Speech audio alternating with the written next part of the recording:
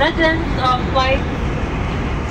on flights where Cebu Pacific flies. Before we proceed with the game, we want to give a first prize to the guests who can show us a Go Rewards app on their phone. We have a quick winner here in the forward section. Congratulations! Remember the rewarding experience? Experiences keep going with Go Rewards.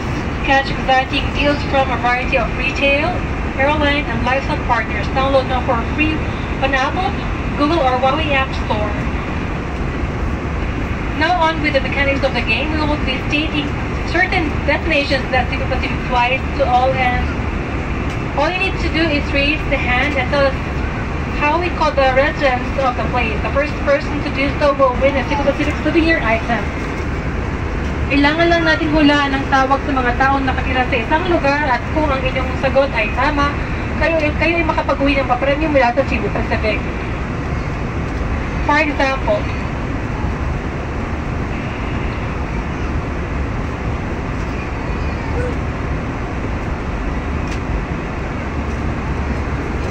example, anong tawag sa mga nakatira sa Cebu?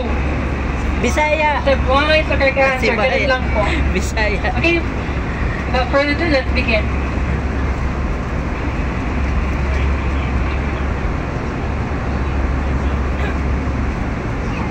What do you call the residents that lives in Davao? Dabawenyo. We have a possible winner by the app section.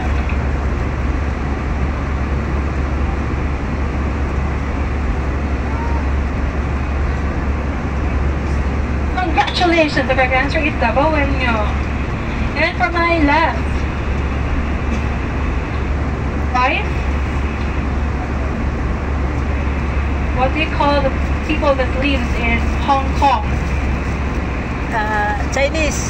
We have a possible winner here in front. Chinese? Thank you. Ayan, nanalo ako ng prize. This is correct answer. Congratulations all the winners and friends.